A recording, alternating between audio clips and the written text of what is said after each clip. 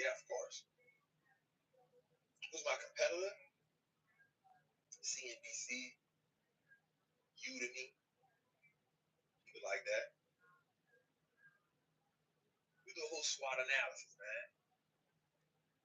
I go a little further on here, right? The children, all right, Father Time always wins, but he can be fickle and be unfair and even cruel. Sometimes ending life at birth or sooner, there for a while, at other times waiting a century or so before paying a visit. Come on, Buffett. To date, I have been very lucky, but before long, he will get around to me. There is, however, a downside to my good fortune is avoiding his notice. The expected lifespan of my children has materially diminished since the 2006 pledge. They are now 71, 69, and 66. Children. That's the wealthy so they ain't even gonna get they grandchildren. So he done put his grandchildren in position to get money. Dang. That's generational wealth. Warren Buffett set the whole family up with generational wealth. All right, so let's look at this. That's dope. All right, I know we got a lot to do. We ain't gonna get to all that. It's all good. All right, but we teaching, Jose. We teaching. So watch this. I read something else and I wrote this down. This comes from CNBC. How they feeling in the chat, Jose? How they feeling? Oh, my internet ain't working. All right, here we go. Watch this, Jose. Watch this.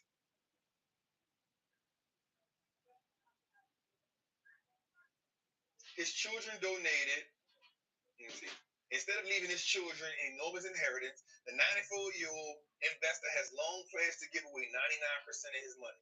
Buffett believes that family wealth dynasties could have a negative consequence, such as eroding personal growth and complicate relationships. Meanwhile, they also create societal uncertainties as it unforesees how future generations choose to distribute such wealth.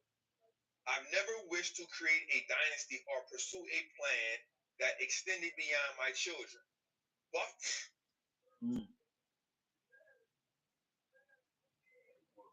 I never wished to create a dynasty or pursue a plan that extended beyond my children. Buffett wrote a lengthy letter Monday. I know three well and trust them completely. Future generations are another matter. Who can foresee the priorities, intelligence, and fidelity of successive generations to deal with the distribution of extraordinary wealth amid what may be a far different philanthropic landscape? Hey. In so many words, man, F them grandchildren. That's cold. That's what he said. In so many words, that's what he said. He said, I only know three that I can trust, which is the three I made. And I'm not looking to watch out for anything that come after them three. That's a different kind of thinking, bro.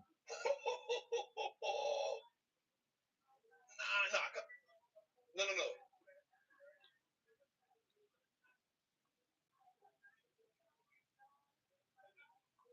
Nah, bro. It's easy. It's easy to say when it ain't your money. They'll figure it out. Yo, Buffett said, I don't know them kids. He said, all I know is three. The one that come from my loins. I raised them. I installed what I got to install in them. Once they left my house, they got influenced. I don't know they partner like that. That's going to influence them children that come out of his loins and the ones that come out of their loins. Y'all not about to eat off this. Oh my God, that's a whole different type of. I ain't never looked at it like that.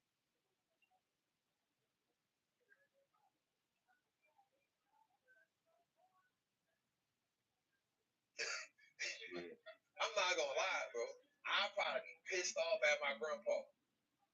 Like, just imagine growing up as like Warren Buffett is your great grandfather. You like, bro, we broke. Like, bro, you had 150 billion, family. That would be crazy. And my thing say insufficient funds.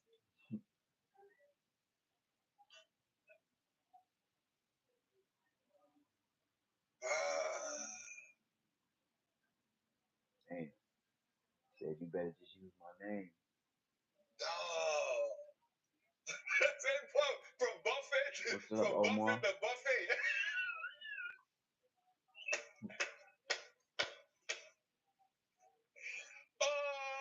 Johnny Buffett. No. It's Buffett. It's not Buffett. It's Buffet. I've no.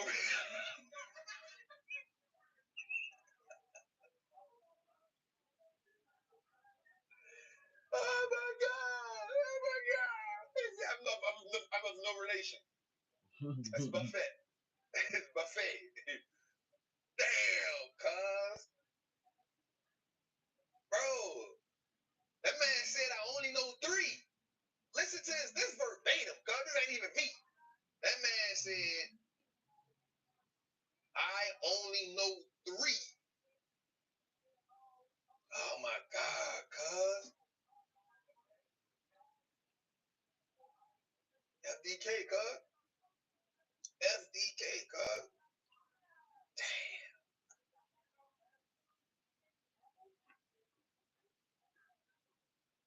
I ain't never heard it like this, cuz. I can't control that. He said, listen, I cannot. Meanwhile, they also create societal uncertainties. Meaning, if I leave them this much money, ain't no telling what they gonna run amok. I don't know what y'all gonna be doing. Run it up. And the unforeseen future generations choose to distribute such wealth. Meaning, I don't know what they gonna do with my money. I never wish to create a dynasty or pursue any plan that extended beyond the 3. He said the 3, God. Buffett wrote it. Look, I know the 3 well. Bro, he didn't even say my kids. He said the 3. Nah, bro, this is different. Shit. Then y'all be bro, mad this he is 3. Then people be mad he gave the money. Y'all mad he don't get the money. Y'all ain't gonna be mad. Just let him do what he want to do with his money. I don't trust him like that. I like to play with him, but I don't trust him. What's up? What's up with it? What it do, Omar? How you doing? Damn. You talking about multi-generational debt money. It take a lot to F it up. It take a lot to blow 150 billion. A lot. Like you could even be like, look, check this out. Every generation got a whole 10% of Berkshire shares. Bro said, listen, we cashing out. I'm taking all my money out of here. I'm going to give the 3. Y'all get 1.5 billion. Well, that cookie was fire. Your mama left you 10 million. I'm going to give you 500 million. You better stretch it. There you go. Put that back in there. That's crazy. Nah, for real. You better make it work. If they gave you a couple million, make it work. Let's go a little further, bro. Make it work. That's more than enough. More pages up. The Pentagon has failed the financial audit for 7 years in a row. It's the largest government agency that can't fully account for $842 billion budget. The Pentagon. Let's go here. Oh, we gotta move that. Oh, I'm broke, baby. Yeah. I ain't got no money. Bullshit. I see you shining, nigga. I can smell them with money. Even Ray Charles can see you got money. Bro, how you can't account for 800? And I'm gonna tell you what really pissed me off. They had a black man on TV saying that. Bro,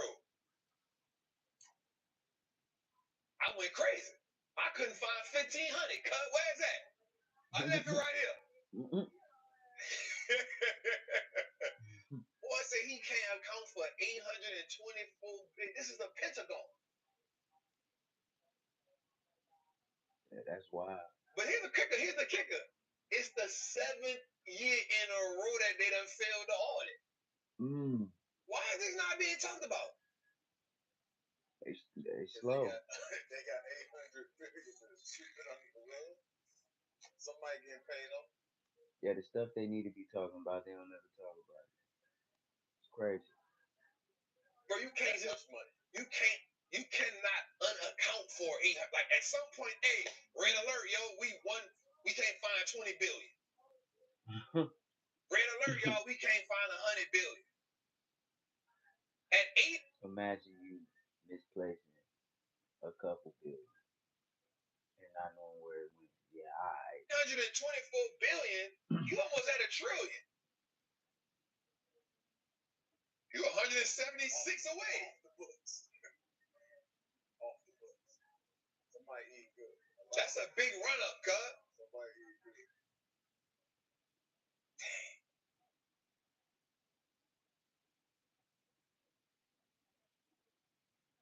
Let's go to the next one, man. Dang. All right. Before we go to our last thing for the day, we'll go to flush and flip. I mean, we'll go to 1-800 Hotline. The banks love Trump. Here's what I'm saying by that.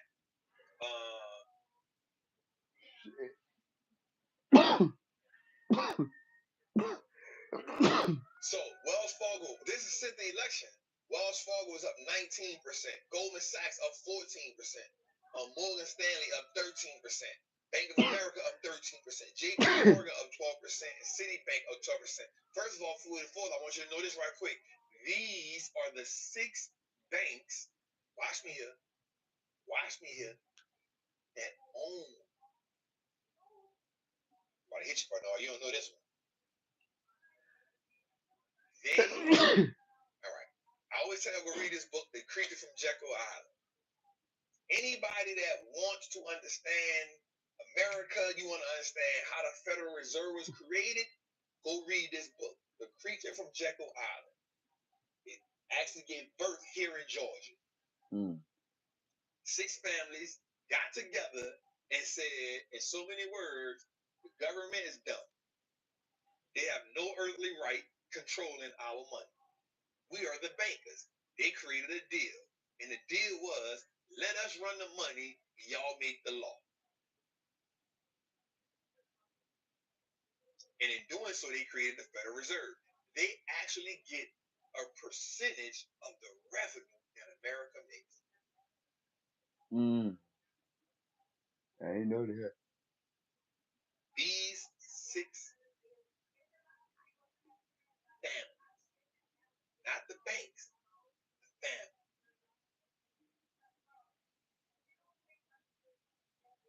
They get a percentage of the revenue that America makes.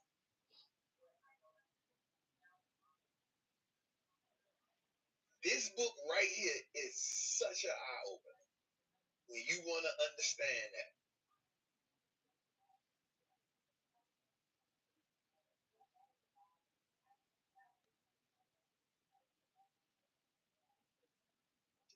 The Rothschilds said it, but they not part of these 6. These the big 6 right here.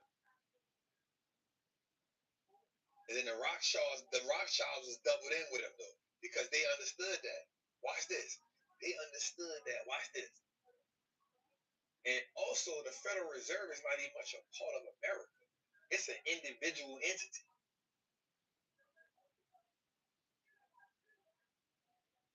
It's an individual entity. All right, let's go to flush it up. I mean, let's go to 1-800 Travel Hotline, y'all. Get that book, man. The Creature from Jekyll Island.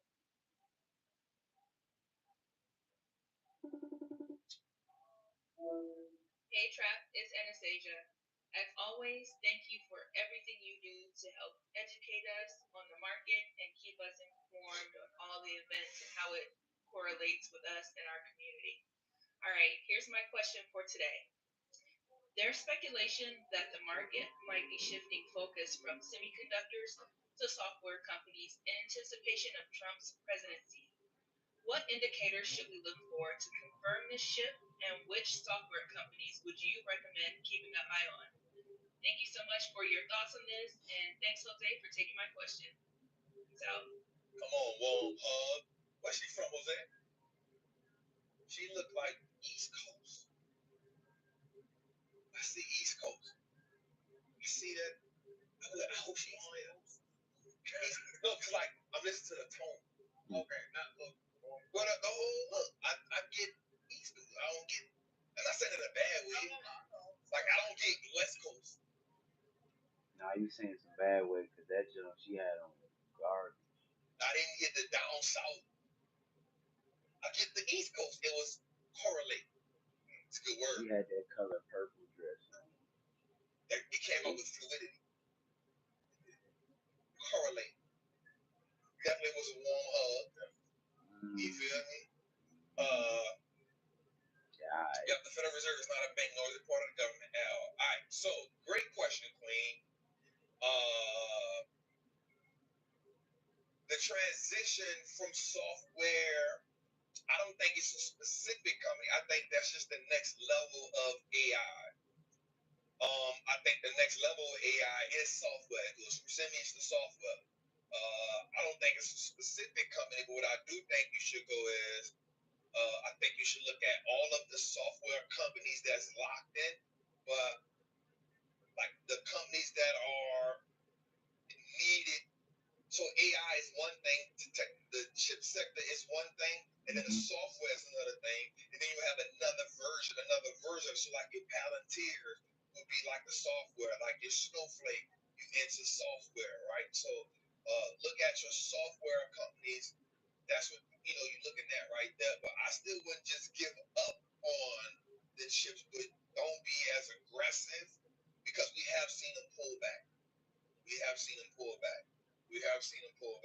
So look for your look at that like that. That's easy to go look up chip software, but I like Snowflakes, the Palantirs. They're definitely going to be needed for sure. Great question, Queen. Great question. I like that one. Good job, Jose.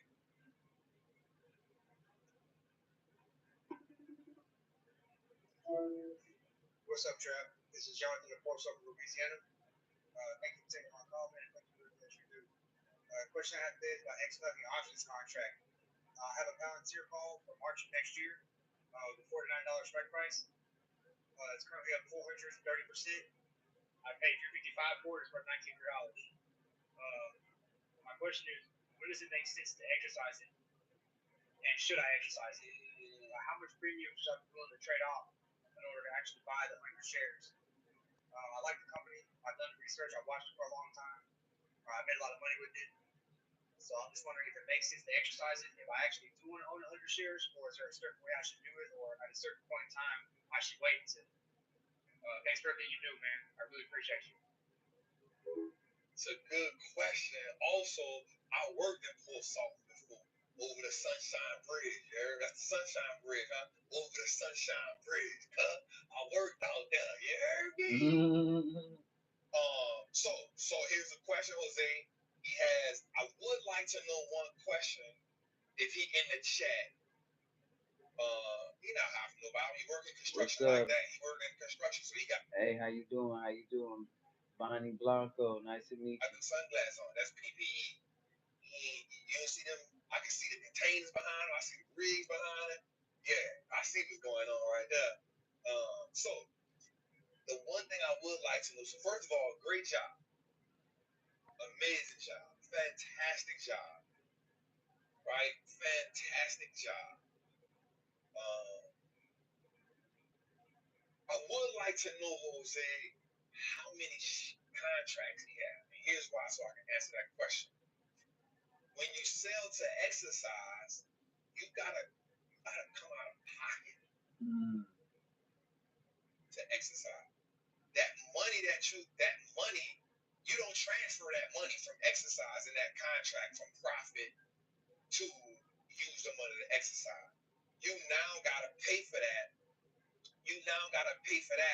So what the option contract did give you was it made them obligated to sell you the Palantir shares at the $49.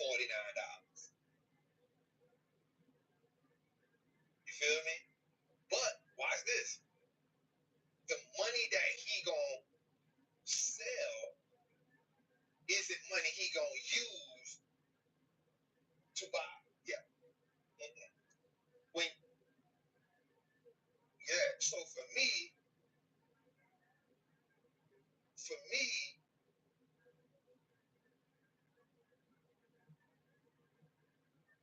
it makes. I'm doing well. My night going well. I'm just relaxing, listening to some stock market information with a Wall Street Trapper. How your day go? I mean, well, your night. I'm guessing wherever you at, it's nighttime probably. So hope you feeling good. Hope you smelling good. Hope you looking good. More sense if you want to sell it, and then let the stock wait till it fall. I mean, let me say this right. So you up 400 and some percent. You know, definitely you killing it.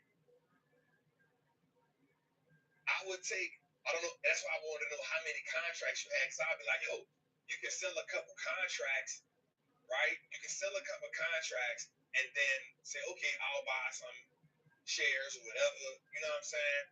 But remember, you only got one. Huh? You only got one. Oh, he in the chat? No, he just texted me. Oh, he texted you? He said you only got one? Yeah. Oh, shit. Don't exercise. Don't exercise.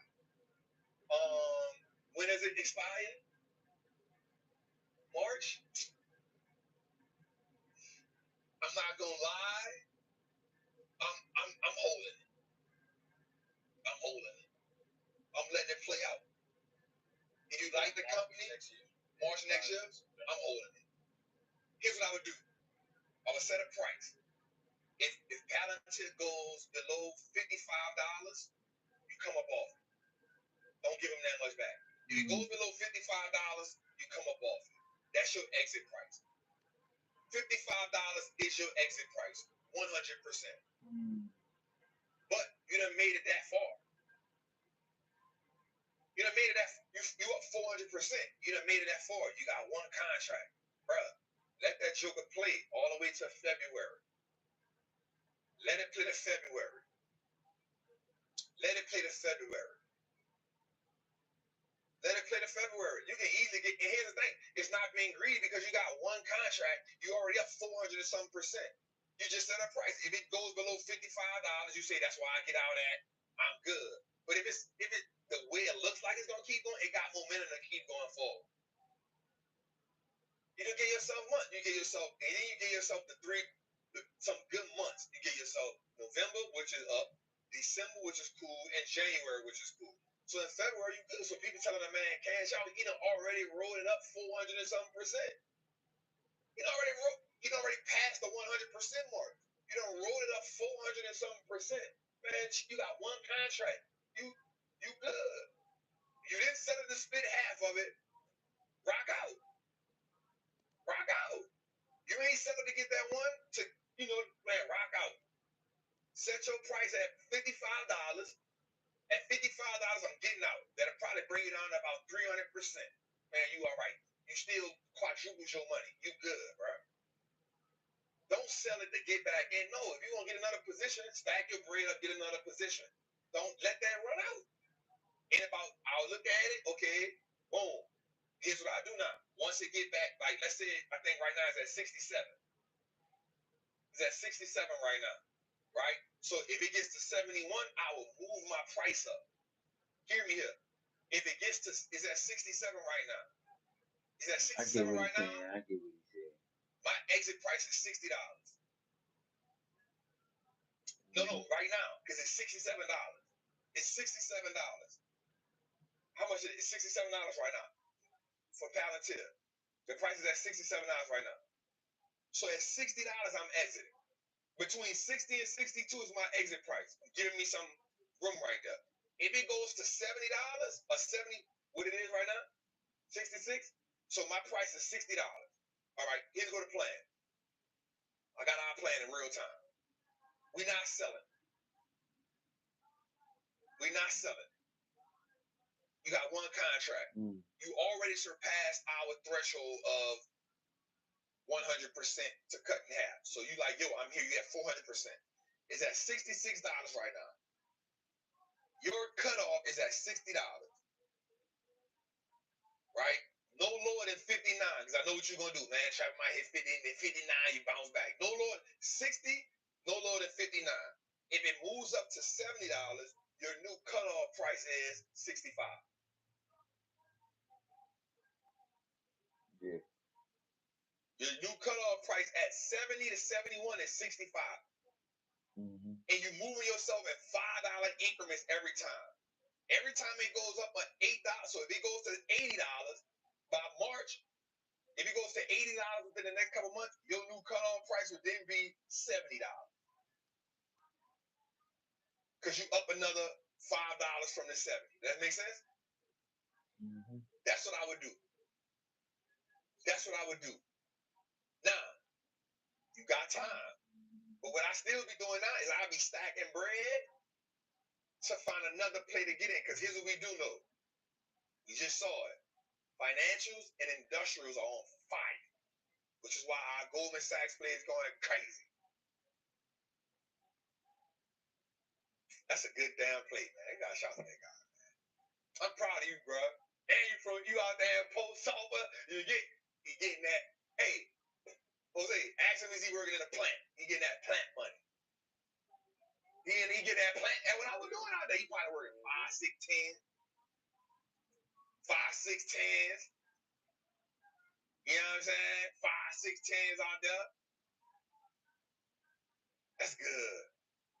Time to get is about the I hate the negative Nancy's.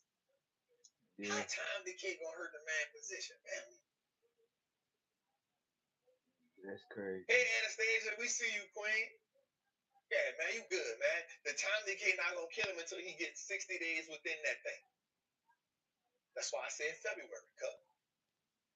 The data don't start really going against him until he get closer to the expiration price. That's the purpose of doing the leap options in the 6, 7, 8 month options. Come on, man. Let's go. Let's play, man. And Anastasia's from Detroit. That's East. That's Midwest. So we said that. That's cool. We'll go with that. Lake Michigan. I should have did a call. It's cold. That's what I was really saying. Somewhere cold.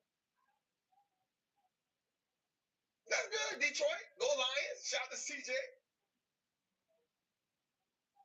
said I do listen to Jill Scott. Come on. Let's take a long walk around the park. Have done. Hey, you know my favorite song used to be with Jill Scott? He loves me. It's special. Different. All right, let's go that far. Let's go.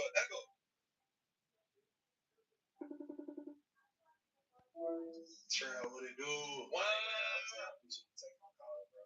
Trail, I just got one question. Really two, but I'm putting that to one.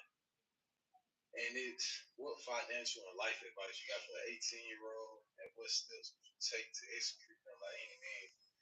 And I made money on that GS play, and I appreciate you, bro. We try, baby. Let's get it. And most importantly, thank God for putting you in this position to reach the youth like me and older people, bro. I appreciate you, and it's a blessing. Thank God for you being in this position. We try, baby. Let's be great, baby. Let's go.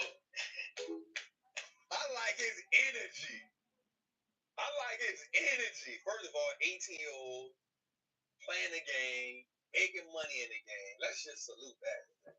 Yeah. That's everything we doing, man. Yeah. Keep that energy up, and you threw God in there too. Come on. Yeah. Come on, man. So, life advice, financial advice for an 18-year-old. One would be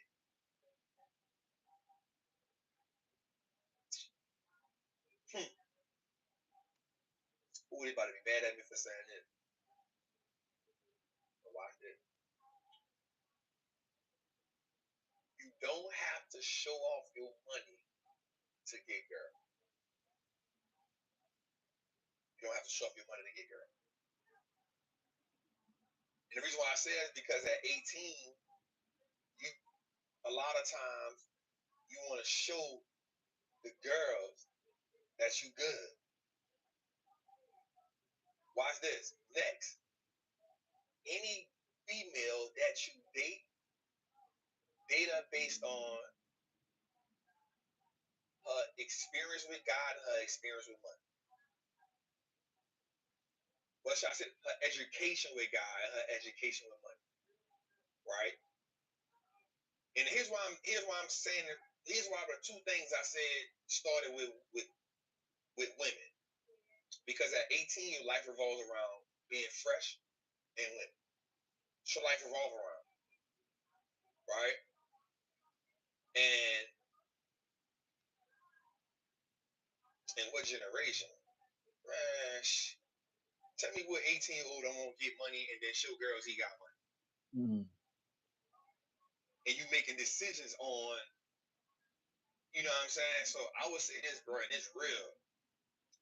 Like at 18, you already playing this game, so that means you focus. You focus.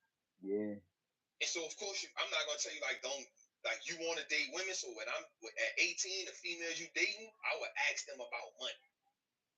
Like what type of money? What is their idea about money? They gonna say Right? give it And to what is them. their idea about God and money? All they gonna say is you make it and give it to them. How do they see the two? Right? And then next to make that, I would keep learning. The one you're doing right, you listen to Trapping Tools, you're in the Patreon. That's good. Right? So keep learning. And watch this. The females that you date, are they willing to have conversations about God and money? Because I'm not gonna say stay away from debt. The females that you date, are they willing to have conversations about God and money? And because you learning, are they willing to learn from you? Because you're a leader at a young age. You 18. You focusing on bread right now. You getting your money up right now. So you don't want to be involved with nobody that's gonna be a distraction from you. At 18, you want to get your bread up, and you want to. At 18, you already getting your bread up because you looking at Trapping Tools, you in the Patreon. So that means you focused on that. You already mentioned God in your things just now. So that means you already got an idea about God. So at 18, I'm asking myself, you know, you dating women and say, all right, check this out, yo. Like, here's what I'm building. I'm building a relationship with God. I'm building a relationship about money. Where you at with it?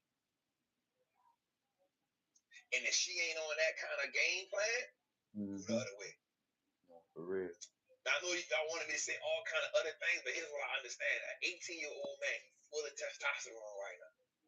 And he getting bread. And he look like a handsome young fella. What that mean?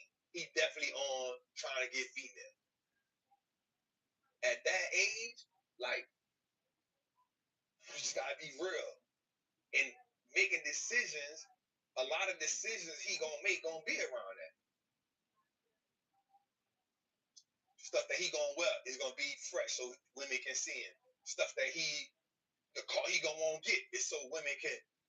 And I'm not telling you deviate away from that. What I'm saying is make sure that now the financial advice is you keep learning about money. Don't stop that. Keep learning about money, about credit, about business, all that. But women at 18 will play a big role in your life. In my mind, I'm telling you, date the women that align with you learning about money. So now when y'all having a conversation, you tell her like, yeah, man, like, you know, when you're on the phone, you know, one of those late night conversations where you got the feet up and you all, yeah. So look, I just bought this option play. What you think about it? Back in the day, you had the quarters. You feel me? Hey, I'm thinking about getting into this Apple play. What you think about it? I'm thinking about buying this Goldman Sachs contract. I heard Chad talking about. How you feel about that? What your analysis is on Tesla? what strike price would you get if I was you? Let's say we put $100. Let's save $100 a week a piece together. You know what I'm saying? Nah, for real, that'd be crazy though. If you really could talk to a female about stock. Like, what option play you would get, and if it's me and you, we had to put some money. Hold up, man. I got an alert just now for a dividend. Oh, yeah, you know, we just reinvested. I just reinvested some dividends, girl. How much money you put in your account each week? For sure. You don't got more money than me, tripping. I know other niggas you talk to much investing, you tripping. Mm-hmm. Niggas, yeah. You heard what Warren Buffett said about his children? What you think about kids? Like, if you had kids, like, would you put them in a trust, or would you do? Remember her?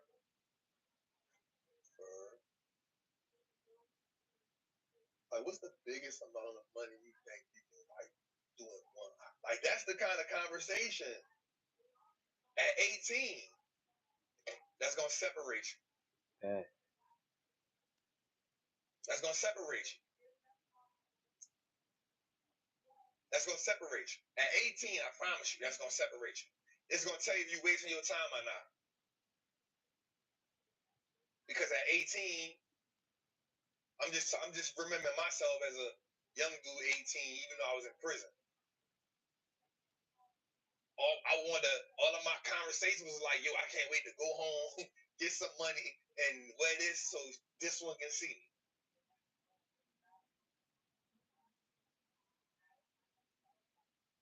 You feeling me? So you on the right path, young king.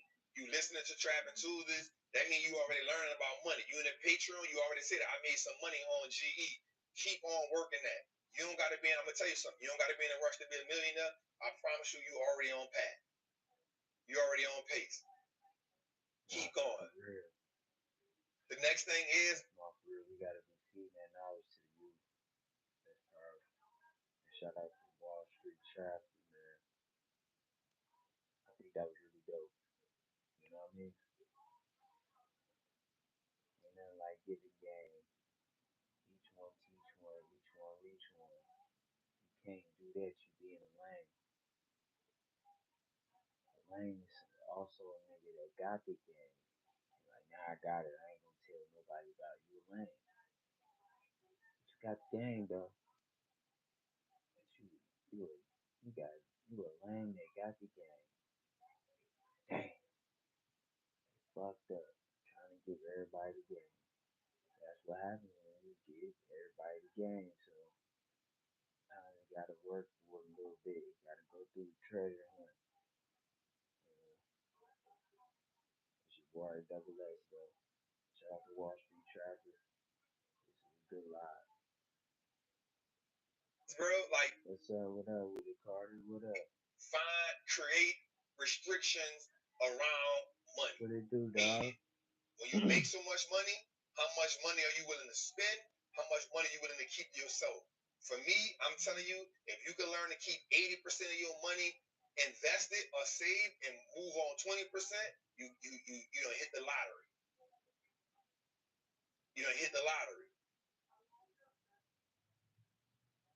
Right? That's a money. If you, as an 18-year-old, if you can say, yo, I'm taking 75% of whatever I make, I'm investing it, I'm reinvesting it, and you can spend 20, 25% of it, I love that. I'm not gonna tell you invest it all back. No, you're gonna want to have a little fun. But now, what are you doing? But then the women that you talk to, and I'm gonna keep going back, and then find them principles we got. I'm not trying to go tell you go be a pastor or nothing like that. Keep building that relationship with God, because God gonna give you direction on how to deal with money. Keep listening to me. I'm thankful that 18-year-old. Nah, I ain't tired. At 18 years old, you listen to Wall Street Trap. Maybe a little bit. Bro, you don't even know how much that makes my spirit full. That I got an 18-year-old listening to me. You know what I'm saying? So one, bro, and I'm telling you, I saw your energy, man. I love that. And that would be it, bro. I hope I helped you out just now, brother. I promise I hope I did. Let's go, man. Trev, prosperous day to you.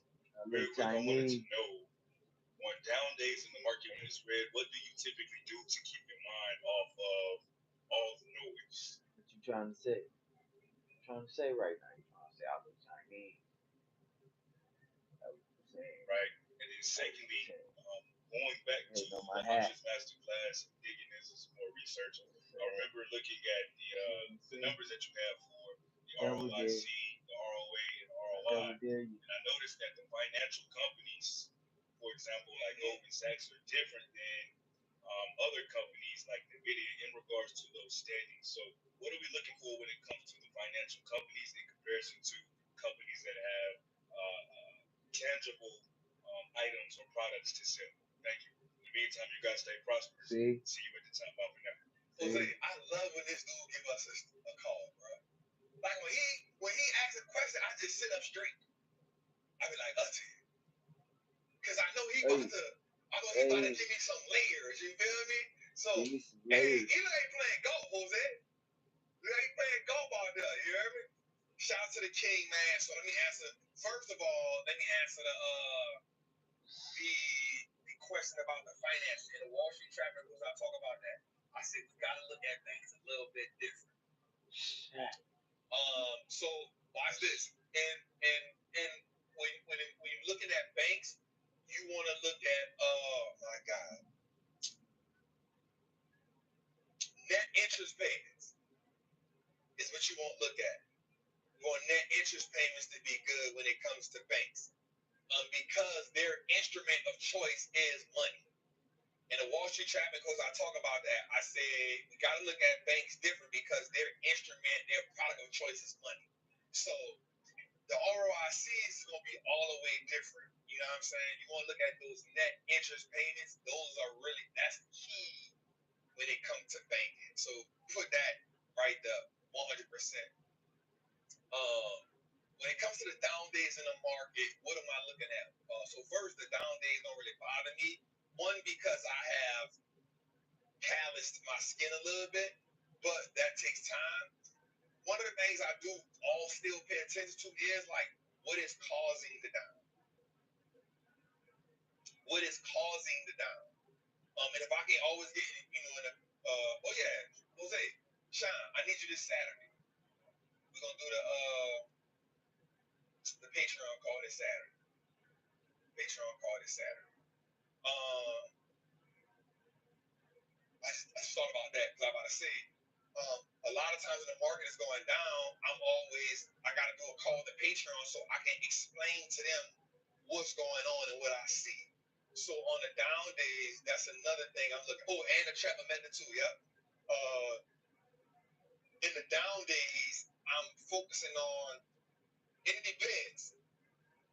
It depends on how down the day is, right? So certain down days get my attention.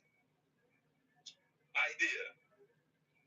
A 1% down day, the market being down 1% doesn't bother. The market being down, having a 2% day catches my attention. A 2% day followed by multiple red days, or multiple red days in a row that compiles up into a 5 or 6% red, that now got my attention because now I need to pay attention to why the market is down. Back to back to back 1% days get my attention because I need to know what's causing the market to sell off. So then I'm going to find out what sectors are selling off. Is it a company as a sector? So what sectors within the market is selling off? What news has came out about those sectors? What companies are getting hit the hardest so I can now try to pinpoint what's going on? Is it a geopolitical idea? So now I got to understand what is it between that, and now I'm looking at stuff like the VIX. I'm looking at stuff like the 10-year note. I'm looking at price points on all three. Basis points on all three markets. So it depends on what's going on, but those are the things I'm like looking at right there. So I can kind of come up because I have to create a story in my head. I got to create a story in my head that can pinpoint. If you're in a Patreon, especially if you're in that top tier, I always give y'all a story. Like I'll watch it for a couple of days, but like, hey, here's the line we got to look at, y'all. And I haven't been wrong thus far when I did that because I give myself time. So one of the things also I'll say is, like, let's say the market was to bottom out tomorrow. I'd probably lose 30% of my net worth in the options market because I don't make a knee-jerk reaction to the market. I try to pay attention to what's going on and then make a decision to what's going on in the market. Does that make sense? Right? Like, I know if the market was to bottom out tomorrow, I wouldn't move. It would take me about 3 to 4 days because I won't have to analyze what the heck is going on. You know what I'm saying? And so that's kind of the downside to the way that I invest, because I'm just not. It's kind of like people in New Orleans, right? So people in New Orleans, if they tell people New Orleans a hurricane coming, they're gonna be like, man, that ain't gonna do nothing. Because we done seen so many of them, and we done seen so many of them turn around. Am I lying to you? Man, that ain't gonna do nothing. And that's why you get hit the whole. Because you keep forgetting the hurricane. You supposed to lead. It's a hurricane. This is a natural disaster. You know what I'm saying? So that's kind of my downfall, and I'm 100% aware of that. And all of my people in the Patreon, you know, we'll wait it out. You know what I'm saying? We'll add another leg to a position if I don't feel like it's danger. You know what I'm saying? Too much. So I hope that helped out, man. I'm giving up smoking and drinking again this time forever. Let's go, man. We appreciate that. We got another one. Who's that? That's it. Man. Nah, Trap, we don't speak stuff like that. It's all good, man. All right, man. So we had a great episode. Jose, you gotta stop it, but it's the second week in a row. This was a good episode. 30 minutes, bro. You gotta stop it, bro. Gotta go check Wall Street out. You gotta stop it. Jeez. Look, somebody said, well, we had a hurricane party. This is crazy. New Orleans. It's a hurricane. Throw a party. Like, New Orleans is crazy. Like, we don't hurricane.